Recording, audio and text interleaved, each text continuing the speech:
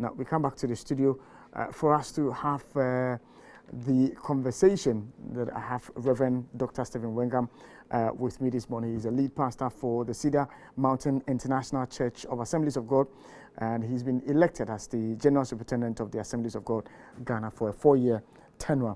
Reverend, it's good to have you in the studio today. Thank you for the privilege and the honor, my brother. Happy New Year. Happy New Year to you too, To you sir. and your viewers. We thank you, and I'm hoping that the year has been kind to you so far. Yeah, the Lord has been faithful. We are now trying to lay the spiritual foundation for the year. So we are in a period of fasting and seeking the face of the Lord. Interesting. So, as a man of God,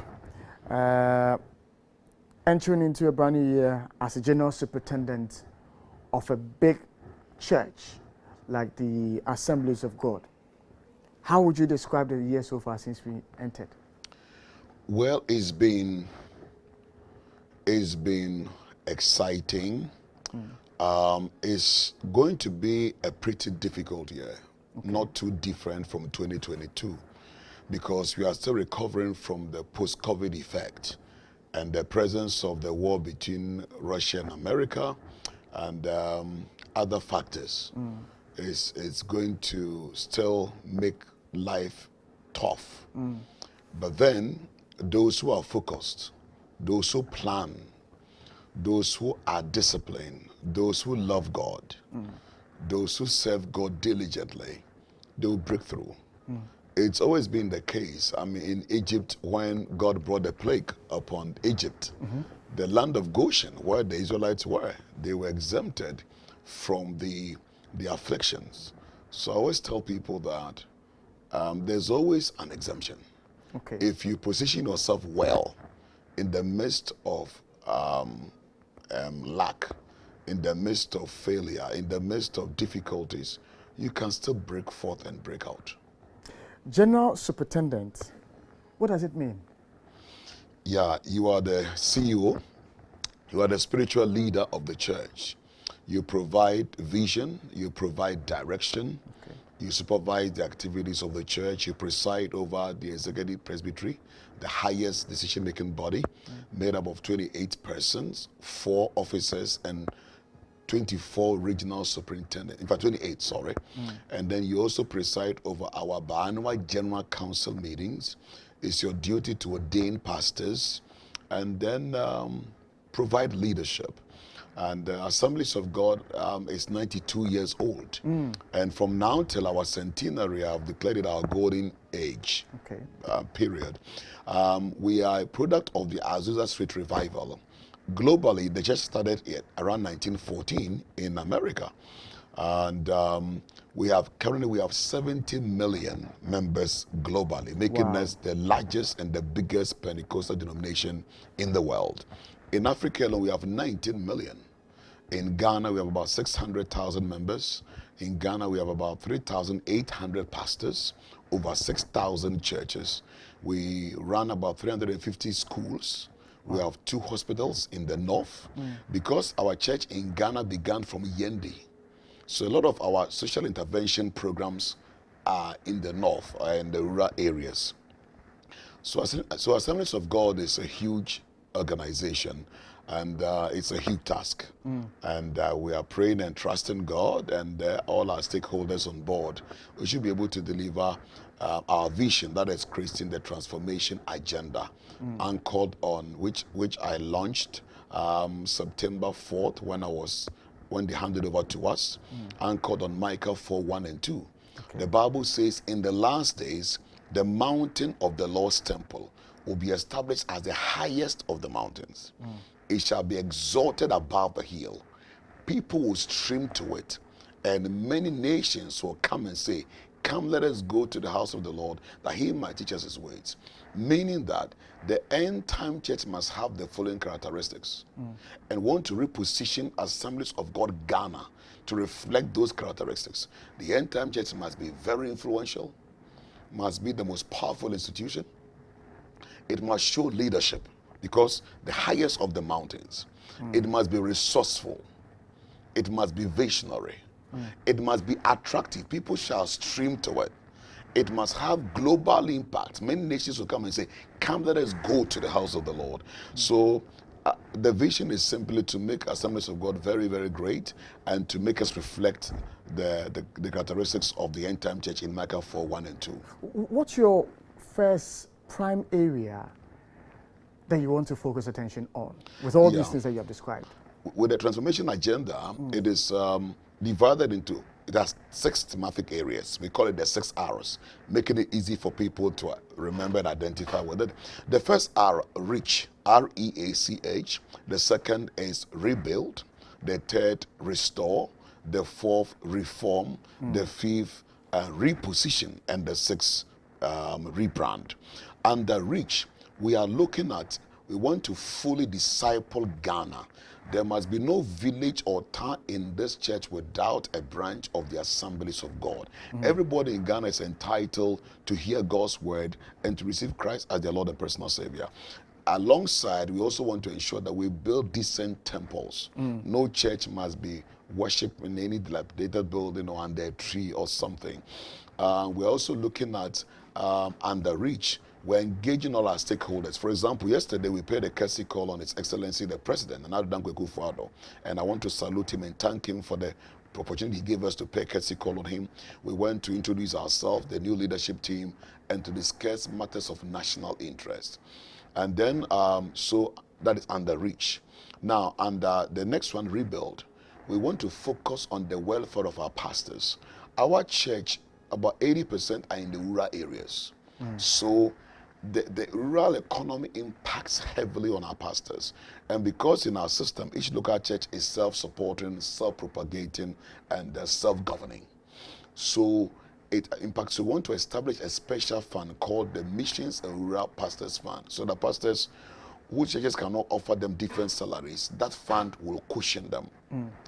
We also intend to roll an agric plan where a lot of our pastors who are engaged in agriculture, we can help them with some fertilizer and give them some support to help improve their well-being. Also establish a scholarship fund for the pastors to help them further their education.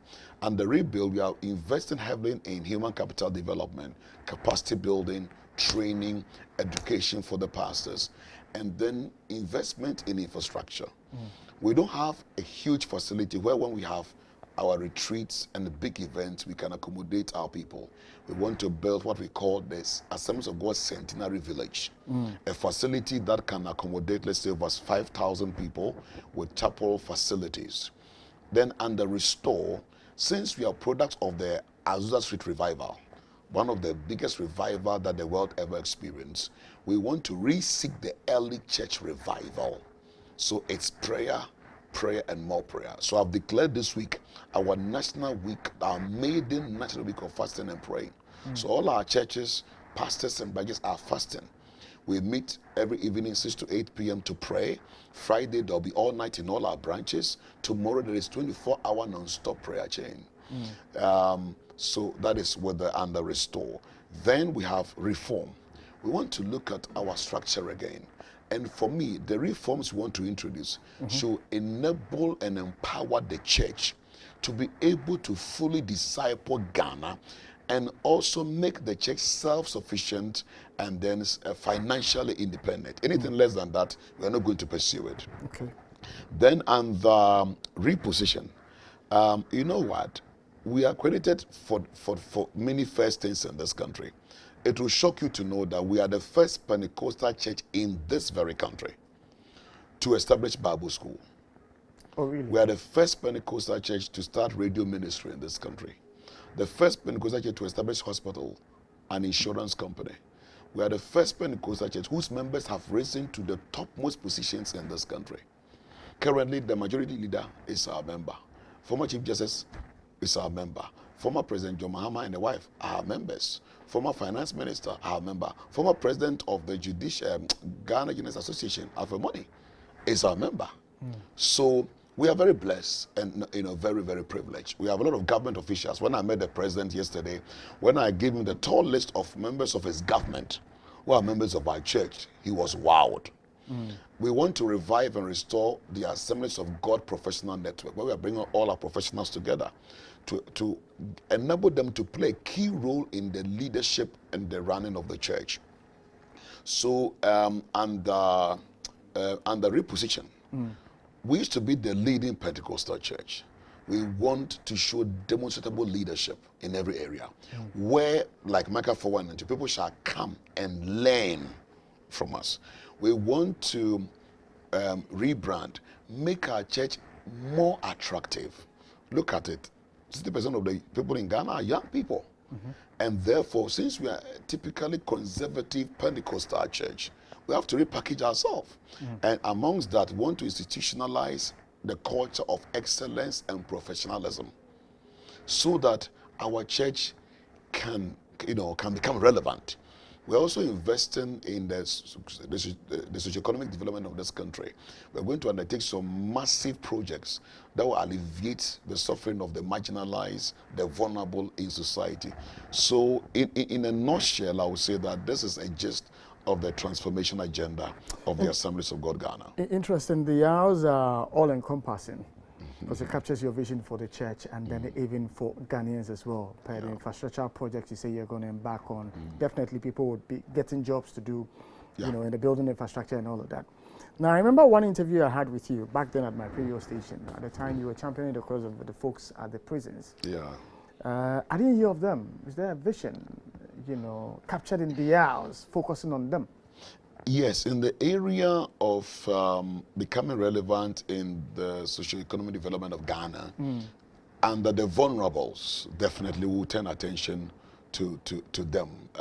One of the areas we are going to pay attention, we realize that the body of Christ in Ghana, in our evangelistic efforts, we've not been fair. We've not paid attention to the physically challenged.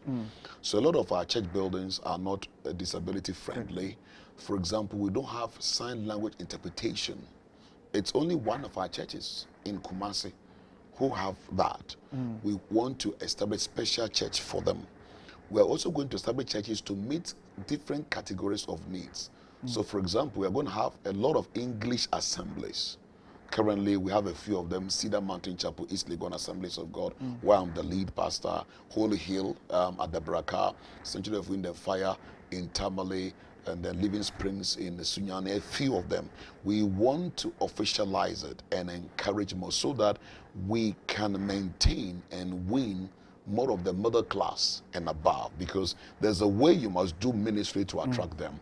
And those are some of the things that we want to pay attention to. It's interesting when you mentioned the fact that you went to see His Excellency the President and showed him a tall list of members in his government who are members of your church. And it was just running through my mind to ask the question, the relationship between the body of Christ and politics as a nation and where we are going, because you already admitted that the year 2023 is going to be a difficult year, it's going to be a tough one. And you say that it's just those who rely on God who may enjoy the blessings of God. Should church be interested in politics? Very much. Actually, when you read Isaiah 33, he says that the Lord is your judge. The Lord is your lawgiver. The Lord is your king, he will save. In this scripture, God identifies with the three arms of government. The Lord is your judge, judiciary. The Lord is your king, the executive. The Lord is your lawgiver, legislature. Now, in Revelation 11:15, the Bible again says that the kingdoms of this world shall become the kingdom of our God, that Jesus will rule and reign. The ultimate vision of God is that Jesus will become Lord and King on the earth. Let thy kingdom come. What that also means is that every sector of the country, there must be people who know Jesus, who love him, who represent him there and provide leadership. So they bring the principles of the scriptures to bear on the governance of the nation. So I believe in the church participation in decent politics and encouraging our members. So in my vision paper, we intend to establish a kind of group where we're going to nurture Christian politicians, because we have a number of them in our church, and we want to send more of our members to parliament to go and effect the Bible agenda. So we intend to bring members who think that they have the calling to do politics. Then we'll bring experienced Christian politicians. Then we'll teach them the relationship between the Bible and politics, and how they must go there and effect change. Then this same group, we're going to provide spiritual support for them. Where that spiritual support, it means that we're going to have a standby prayer group who are going to intercede for them and pray for them. And we're going to be the accountability partner, checking them. When we hear and see things going wrong, we need to be able to draw their attention. All right, if you're just joining us, you're welcome to the conversation. I'm having a conversation about, the church, politics, governance, and then your spirit man and how it can grow as a citizen of this country. Reverend Stephen Wengam is my guest, and we are talking. So, these crop of politicians you speak about that you desire to train, if you, for instance, check our politicians of today, all of them would tell you that they are members of a church. They're members of a certain religious institution in this country. Are you happy about the kind of politics we are doing in this country? Because you qualified the kind of politicians you want to grow. You qualify them by saying Christian politicians. But those who are there are already Christians, and some Muslims as well. Are you happy about the kind of politics we are doing? Not at all. Better late than never. Probably if we had been proactive and thought about what I'm thinking about. Let me pause you for a second. Is your tree okay? Yeah, quite okay. Quite okay. So if we can blend it and it wouldn't bother you. Yeah. You say, now me can say, yeah, Assemblies of God Ghana says, yeah, I'm a dad, no. Initially, you know, back home, say, per se, you to me make it positive impact. Our Ghana politics mo, and in per se, you could be back. Young Crawford of say, Radia Frew some be politicians. It could be my own. Na Sakun a bad training ground, a be raising godly politicians. And to be invited Christopher, my own politicians are on my own experience, no more Becassa. Now, you see the Radia Samati Timon. Actually, on senior, we Christian in us, call baby, I bet you made in your massam, I make a difference. Now, can be say, are we happy about your Ghana politics? Do you understand me, Christopher? You're in a high ain't you know, yes, say you cannot teach an old dog new tricks. Okay. Better late than never. Ain't you know, and I'm more inside and so me feel say to be, I don't blame them. I am not sorry yen support yen provided them with spiritual support. Wow. I saw your members of more politics me. And none so more. Your politics on a bonsam domain or largely. Politics are bonsam domain. A bonsam any yami domain. Okay. Both of them are fighting to have control. Okay. Based on say we are say this world is a falling world, no. Eshe bonsam ase. In a area be a sorry giant ma bonsam for many years. Okay, many years. So Christians said politics is dirty. And it's now you fire hunjim. And ma bonsam again root ho. And no PMP and crofokoshe ho. And the Christo fukakra na wo no omunya na easy. Okopra ye Christonia system no. Ebe force me wa compromise it. And now sorry so our members of my politician then you do you have a platform of accountability? Do we meet them periodically? Do we pray with them? And I made them come in say you be to me aye. Hoping say bet me correct is imbalance na our system in the moment. At the time, on big prophets in the Bible, we mentioned them. Okay, Samuel. How courageous he was, how he spoke to people in authority. Elijah, Elisha. Kind of who are so far more on my own, we say, I as a Muslim politicians, among Kasa. It's wrong, but the system knows how contributing. Well, Ghana, because of Bambi power. Nasa, because of Nasa criticize a ban now opposition. Group now criticize one, almost belonging to the other party. Near favor one, almost so on. And ama many decent people are not happy. And in a moment to Minkasa, even though that should not be the case. Now me can be baby say in the early days of our politics in this country, in the 1992 constitution crab by no your politicians no be brave and cannot cry. Omo pe power no mo ko sabi inroso na nyama kokoko baby etiti kra ha bi me kra it's a rumor so omo dey mortgage Ghana destiny kra come out bosombi. Well, I hope it wasn't true, but it could also be true. And to do baby na who say ana afa dane.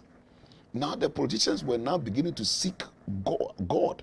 I mean Christ. So now you see that they were surrounding themselves with pastors, which for me is healthy, positively. Except that as of now, yes, around the politician, as a sure say ye impact one. Because it may point where young political power mode into corner where you go and compromise. Ain't you know, be into that phone to me, cast out to me, ain't you know, and yes, say you need voice or chroma. Me feel say we can do better. And I say, cause I say you're consistent. So I buy we also. Na say you can say we are doing we are nya. I buy for so ban nya is yeka. But a bus say a buy be ban na kasa, na be en kasa. E ma you lose your credibility. Bible say oh you salt. Na say salt e lose ne and the taster. It becomes irrelevant. And my worry is that we seem to be getting there. And the church must be worried. Oh. We also for their master say no NDC for MPP for.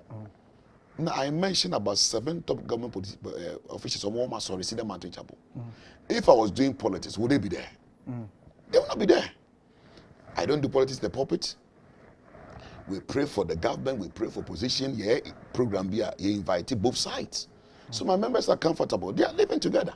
But is that not where the concern is for many Ghanaians? They say if John the Baptist was alive and he was throwing the salvos at the powers that be, if Jesus Christ was alive and he was calling the Pharisees you brood of vipers in the public space, and it's not as if he didn't know. Those were religious leaders. They were not political leaders. Yes, but they controlled power. But the Bible says we need those in authority. Now, the Bible says it's in the Bible. Intimate there's some backdoor consultation, which I want to believe.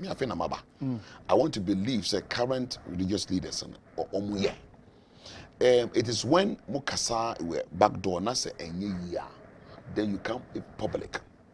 And don't forget, in the days of Israel, now Israel was a religious state. No, what I mean is, I don't know, because woman say, oh, prophet, but here is a case where we are a religious and secular state, and the dynamics are sankakra. Oh, and there are laws in the country. As one here, to me implicated. Me can't say my correct. We have to, and I mean, if we have to speak, I will speak. But we have to apply wisdom, show respect to those in authority. And yes, because we are prophet, we are mini painting. I buy a mistake. I be now about the attempt. Or the attempt fra. And many people want the church to play the role of the opposition. The church is not the opposition party in this country. Indeed, it's something they want it to be abrasive, and we will do that when we have to do it. But please, we are not. The opposition is there to play that role. Our duty is to support both opposition and government in different forms to function. Intimacy, say, let's understand these dynamics. Yes, I know. We think that the church is not performing our role, but I still believe we able to make more and can do far better. Now we're talking about as of far, when more urban politicians they get compromised. Pastors being compromised by politicians. Oh, we are human beings. Even in the Old Testament, it happened. Some prophets be one not on na tono. Entina wafe wahinene. Oh, you see, inti ohinene ye bibia ontumi enka. And you see, in the Old Testament, Kai say, "Nyame kasa kire won no maba kan bedwam." Say, see in your Bible. All that God wants to say is in the Bible. And in the Bible say, "Nya obi abeka se fi nyame ho no, ye the Bible na check." Inti no preaching cry a prophecy. Yes. Last 3 weeks I was preaching in church on sexual purity. And the feedback I got was amazing. One lady said, "Pastor, your sermon affected me. I was having challenges." And I'll say at a point, once in a while I like to leave the pulpit to move among the people to interact with them. I was preaching. I say, "Pastor, you came and stood in front of me." And she admitted, say, she was having problems. I say, "I came and stood before her and I was preaching, I was doing this to her." So she got scared. She thought that Bati Bibi. Meanwhile, was it not prophetic? But if it's a prophecy inquiry, what for pen and paper? 31st night, we be see, ain't the word of God, the preaching that you preaching the piano. We are prophesying to the government, prophesying to the system. You seem to have a concern about the 31st December and now the time idea prophecy in Kwa? Are you worried about 31st idea prophecies in Kwa? Oh, to be fair to the men of God, I don't think it's the 31st but no motion come. Except that 31st is a night. Everybody want to know what will happen in the next future. So media not hype, so hype those things. Yes, I'm worried. Not only prophecy, even pastors, evangelists, apostles. The fact that we need to be more ethical to avoid scandals and then doing things that put God's name into brings into disrepute. What do you say? Share prophecy on the way the Old Testament prophecy operated, and yet the same as the New Testament. Okay. Any serious theologian will tell you. In the Old Testament, the Spirit of God was not poured upon everybody. They didn't have Bibles, they had scrolls. They were scrolls now, they're very heavy, until only one person had it. But under the New Testament, yes, be who you know. Yeah. So, I should be able to confirm it in my spirit. Yeah. And everything is in the Bible. So, but then some of the prophets want to operate like the Old Testament prophecy. No. And no, we have fivefold ministry. Your prophet, evangelist, pastor, apostle, and teacher, and prophet. All of them are the mouthpiece of God, but they operate differently. And New Testament prophecy, 1 Corinthians 14 say it must come to rebuke, to correct, and to edify. Prophecy and say and say confusion. Apart from that, as I say, those who practice that office, they must observe the ethics. Oh, of course, the doctors have ethics. Yeah. We a doctor now, now want to make sure. There are good reasons. Yeah. As journalists, there are regulations, any ethics. The same way a pastor, who shen come Fane say, me away. Na ya me yatro say me. God forbid anyway. Na waba masore be preach. Na wa start. So for Wengam bewu. Na me yere me mate ho. How will my wife and children feel? Do you know the trauma, the psychological trauma you take them through? Does God operate that way? Is it the will of God? Say me yere me ma. Is there no a better way of communicating it? So for me, the prophetic ministry is good. We have good prophets in this country. We shouldn't throw the baby in the dirty water away. And sometimes I blame we the main churches. Assemblies of God, Pentecost, Catholic, Presby. Some of these new churches, when they came out, they needed mentorship. I think that we should begin to open up a little bit. Christian Council, Ghana Pentecostal Charismatic Council. To be able to attract more of them. I know the system is rigid now. Yes, because we want to protect the integrity of the... But we should be a bit flexible. When you get them in, then we can influence and affect them. Because now they don't have leadership, they don't have direction, some of them. It's interesting, sir, you're calling on, for instance, the Methodists, the Catholics, the Anglicans to come into this matter. Because at some point in time, when the breakaways happened, the charismatics, the Pentecostals and all, there was a condemnation of the old system. For instance, at the time, now modern charismatic churches condemned the cassock. Any regalia, one more the Catholic, the Methodist and all. Even one more titles. Or break here, we also made them ambassador from Archbishop, more from the brother, from a just pastor. But today, it is being copied across the Pentecostal charismatic system, Archbishop. All of those titles are coming back. So how would they, people who were condemned in the past, want to jump into the fray when they know that is what you did? It's both sides. The same way the old churches also condemn the charismatics. I'll give you an example. The old churches also condemn clapping. Right now, you're tight. No more condemn it. They also do it now. So it's a human thing. And we should learn and not repeat it. Interesting. We should learn and not repeat. So both sides, both the mainline churches and the charismatic Pentecostals, both were we didn't understand each other. And we jumped to conclusion. I think that before you criticize anything, you must take the pain to study and find out why they do what they do before you go and comment on it or rubbish it or condemn, or else you eat the humble pie one day. And that's where some of them may find themselves.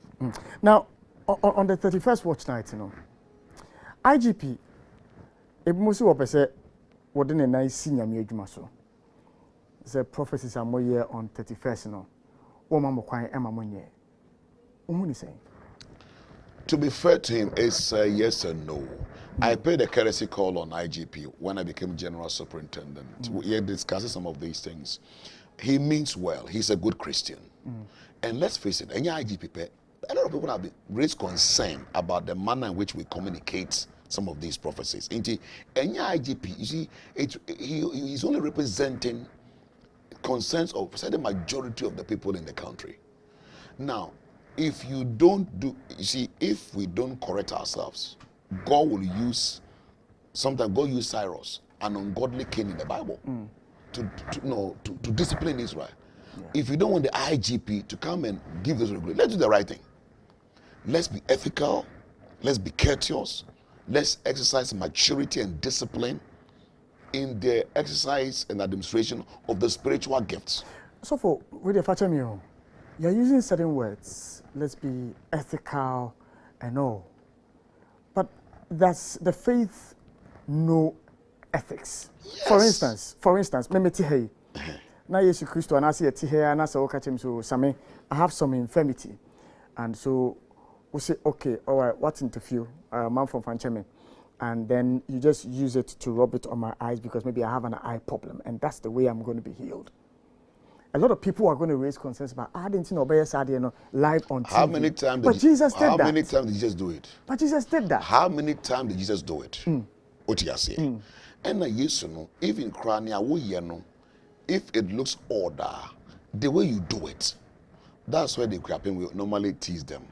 That they can even insult you by your own feeling. They are noted for using place a lot. So if somebody says, I mean, the pacho takes the pain out of it. And in your pacho say, let's exemplify Jesus. Let's take the life of Jesus and let's do ministry the way he did it. And you have problems. Jesus Christ could even could stay with his enemy in a way. Judas. He accommodated Judas. The Roman Empire at the time, they were very harsh concerning tax. He said, pay tax because they are in authority. Romans 13 say, obey those in authority. Establish authority. Whether you don't like the party, whether they are this one, every government is established by God. It doesn't mean that God might have appointed them. Some of them, God permits them. And if you disobey them, so currently our president is President Anado. If you insult him, you are insulting God. Okay. It's scriptural.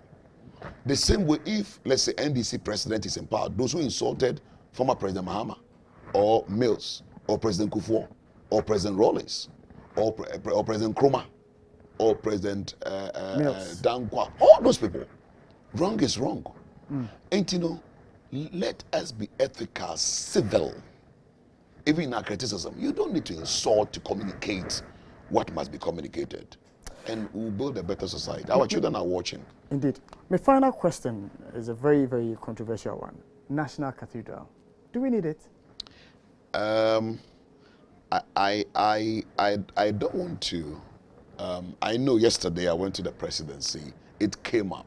Some of the headlines don't really reflect actually what I said. I don't think anybody's against National Cathedral. What I'm not happy with is both sides. Some people think that it's not necessary. And the way they see those who are doing it as demons. Those who are also pushing it, sometimes they are utterances. As if those who are opposing it don't have the interest of God and the nation at heart. I think there must be a middle line where both sides means well. So let's work together. But what's your individual position on the National Cathedral? Because if you look at the cost involved, now they're asking every Christian to contribute. Yeah. It means that only those who believe it cannot build it. So my point is that it's not being for or against. That's not the case. As a Christian, we all know the importance of temples. You understand? But we have a lot of temples. I am saying that let's do consensus building. And let us listen to both sides. Both sides mean well. And let's be guided by the views of both sides, and let's do what is right for Ghana. But what is right for Ghana? To build a cathedral at this time? When you It forecast is not to build or not to build. That is not the issue. I still stand by that. You understand? But what is the issue? For me, the issue is not seeing eye to eye with each other, demonizing each other. And in a way, now partisan politics has really entered it. Something, I mean, and you see, my fear is that in the long run, is deepening how partisanship is entering even into the church and into spiritual things. That is my concern. Well, in this country, when a government wanted to send people to Israel, we play politics with it. And look at this one also. Let us learn from it. You understand? So for me, it's not about whether it's good or bad. And at the president, I said it. I said, look, the president, I was saying that, look, and you see, in the circles of diplomacy, when you go, I mean, even in pastors, assuming I come to preach in a church, by ethics, I have to commend you because you have done something to bring me. Yeah. So, and we cannot say that the president has done nothing. We can't say that former presidents also have done nothing. So I paid compliments and I touched on the National Cathedral, and I was saying that we have to find that middle ground, and commended him. At least for a president to think about something like that. Would a middle ground be for you, for us to hold on with the project for now until a later period? Would it be a middle ground for you? Let Ghanaians decide it. But you're Ghanaian. I'm not the president. And you are a top Ghanaian for that matter. I am not the president. I'm not every Ghanaian. But your view matters. No. I want to be a unifier. So I'm saying that let us keep talking and dialoguing. And the extreme position on both sides is not helping matters. Okay. My final question here from we commodity, you know, time David and I didn't so busy as already I'm in Yankopon. And then Yankopon catching say Mama Ba Solomon and Sidano at Yamame. And Bible Neka say we provided for the things is of National Cathedral the only development issue in this country? I'm worried. For the that. And this old man penny so busy as already I didn't want provided for it. Oh, I think, sir, I'm not a spokesperson for the. Yeah. So, you know, and but from the biblical point of view. You see, again, as soon as you start commenting, then people would then want to place you for or against. And that's why I'm restraining myself to go further to talk about this matter. I'm saying, say, let's see the hostility around this thing is not helping. And I'm cautioning Christians on both sides. Man is further polarizing the Christian faith. Everybody say, yeah, until let's fight it. And I want to say, yeah, not sure more. Wow, if you see, and I'm saying, say, MYing. If you're not careful, the time is coming. Even the essential things in this country, especially to build a consensus, we cannot build consensus on it. And then it will not help the future of this country. Reverend, I was going to say bishop, but I've said bishop at an event where the person says that I shouldn't call him bishop, but I should call him reverend, and so I stuck to my reverend. But it's a very insightful conversation we've had this morning, and I'm hoping that we are able to take it from there. Final words to Ghana for more one of it. Oh, we have declared 2023 as our year of holiness. Joshua 3:5 for say, consecrate yourself today, for tomorrow God will do wonders in your midst. I want to thank you once again and to invite you to my induction service on the 25th of February at the Grand Arena of the Accra International Conference Center, opposite Parliament House, and is open to all our pastors and members. Preceding that, 23rd, 24th is the Transformational Leaders Conference, maiden edition. We have international speakers, local speakers. We're going to talk about servant leadership, church growth, and other important matters. And I want to urge all our members to be there. And then also this week, all our Assemblies of God members get involved in the fasting and praying. Let's pray for Ghana. Let's pray for the year, and let's love each other. Thank you once again. Reverend, I thank you for joining me this morning. Reverend Stephen Wengam, or General Superintendent of Assemblies of God, and I'm paying and Komo.